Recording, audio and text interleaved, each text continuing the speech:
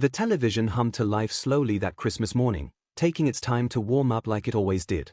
3 channels. That was your entire world of entertainment. BBC One, BBC Two, and ITV. Nothing else existed. Families across Britain had already spent days planning what they'd watch, marking up their copies of Radio Times with pens, sometimes arguing about which programs would get priority. This was how Christmas worked in the 70s. You couldn't pause anything. You couldn't rewind. If you missed a show, that was it. Gone. No second chances. So planning mattered. Everyone took it seriously. By 6 in the morning, kids were already planted in front of the set, still wearing pajamas, shivering from the cold, waiting for cartoons to begin. The TV took forever to actually show a picture. You'd flip the switch and then wait while it crackled and buzzed, the screen slowly coming into focus. Later that afternoon, everything stopped for the Queen's speech. 3 o'clock, like clockwork. Mothers rushed around kitchens trying to get dinner ready on time, checking the turkey, making sure nothing burned. The rest of the family sat together, stuffed with sweets from their selection boxes, waiting for both the speech and the meal. Then came the highlight. Morecambe and Wise. Their 1977 special pulled in 28 million people. Think about that. Half the entire country watching the same thing at the exact same moment. Elton John lost in the BBC building, all the presenters doing that big dance routine, Eric and Ernie in those ridiculous outfits. Everyone you knew saw it. Everyone talked about it the next day. That kind of shared experience doesn't happen anymore. It can't. There are too many options now, too many channels, too many ways to watch things whenever you want. But Christmas morning itself? That started way before the television even mattered. You opened your eyes in a bedroom that felt like a freezer. Literally. Ice had formed on the inside of your window overnight. Actual ice. Not on the outside where you'd expect it. On the inside. You could see frost patterns spreading across the glass in delicate shapes, like someone had drawn them there with magic. Your breath came out in white clouds. Indoors. In your own bedroom. That's how cold it was. Most houses didn't have central heating back then. That was something only wealthy families could afford. Everyone else made do with what they had. Heavy blankets piled on the bed, sometimes with a coat thrown on top for extra weight and warmth. You'd lay out your clothes the night before at the foot of the bed because getting dressed required actual strategy in that cold. The whole house only had one source of heat. One coal fire downstairs in the living room. That was it. Your father had been awake since dawn, crouched by the fireplace, wrestling with newspaper and kindling, trying to coax flames from coal that was probably damp. It took skill and patience. Sometimes it took cursing under your breath. But when that fire finally caught, when you could smell that thick, sooty warmth spreading through the room, that's when you knew Christmas had officially started. Christmas morning meant launching yourself out of bed, snatching up your presents, and running as fast as possible down the stairs. Your feet hit ice-cold floorboards. The bathroom was freezing.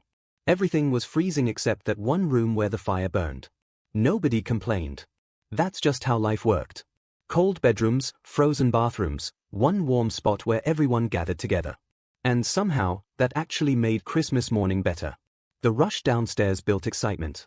The shock of cold floors made you move faster. The relief of reaching the fire and feeling that heat on your face made you thankful.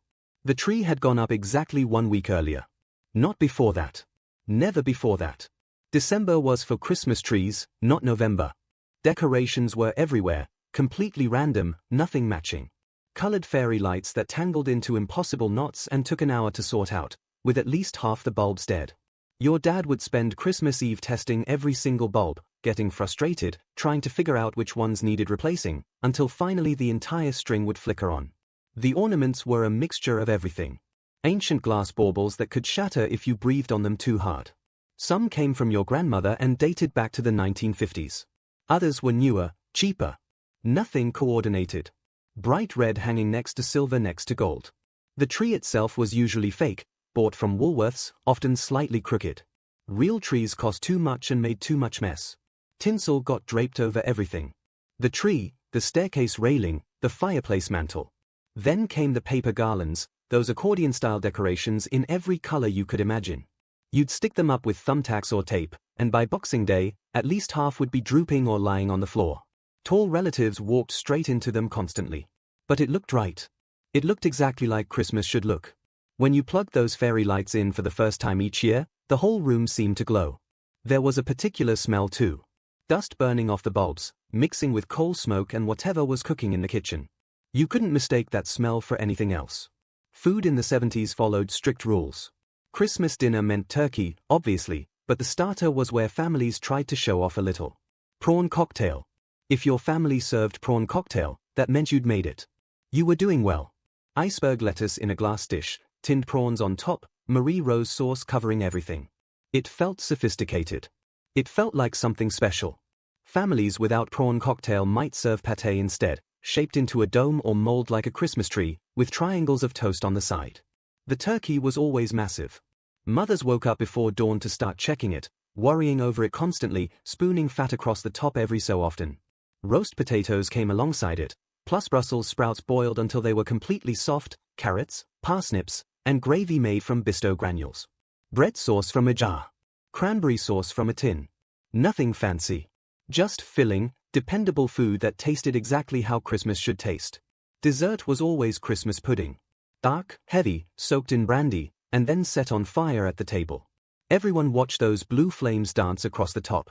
Somewhere inside the pudding, hidden, was a sixpence coin.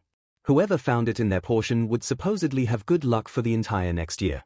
You ate it with custard poured over the top, or sometimes brandy butter. It was dense and rich and felt like it would sit in your stomach for hours. But it was absolutely necessary. Not optional. After the meal finished, the real chaos began. Wrapping paper covered everything. Nobody bothered folding it or saving it for next year. You just ripped into your presents as fast as possible, paper flying in every direction, the floor completely disappearing under bright, gaudy patterns. Then everyone collapsed. Too full. Too tired. The family sprawled across the sofa and chairs, half watching whatever movie was playing on television, passing around tins of Quality Street or Roses until only the hard toffees nobody wanted were left. Presents in the 70s were different from today. You didn't get mountains of them. You got one main present. The big thing you'd been asking for all year. Maybe a few small extras. A selection box full of chocolates. An annual book. Some socks from your grandmother. But that one main present mattered more than anything. A chopper bike in bright orange or yellow, with those high handlebars and the gear stick mounted on the frame. If you got one of those, every kid on the street would be jealous. Girls might receive tiny tears, the doll that could actually cry real tears and wet herself. That was considered cutting-edge toy technology back then. Or maybe an Etch-a-Sketch. A space hopper. Scalextric racing sets. These weren't cheap throwaway toys. They were treasures. You took care of them because you understood you wouldn't be getting another for a whole year. Unwrapping that one thing you dreamed about for months created pure magic. The build-up. The anticipation. The surprise when you finally saw it. The joy. Kids today open rooms full of presents and forget most of them by New Year. Back then, you got one thing, and you remembered it for the rest of your life. Even on Christmas morning, the corner shop stayed open for an hour or two. Just in case someone needed milk, bread, or had forgotten something essential. Mr. Patel or Mrs. Jones would be standing behind the counter, wishing everyone a Merry Christmas, handing out free sweets to kids who came in with their parents. The milkman made his rounds on Christmas morning too.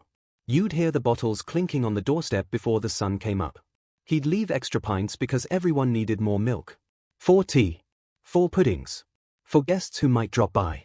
The coal delivery had come earlier that week. Sacks of coal stacked by the front door. Running out of coal over Christmas was unthinkable. That fire was everything. Streets stayed quiet. Fewer cars on the roads. Most families remained home. You might see neighbors briefly, waving from their doorsteps, shouting Merry Christmas across garden fences. But mostly people stayed inside together. Warm. Safe. The sense of community felt real.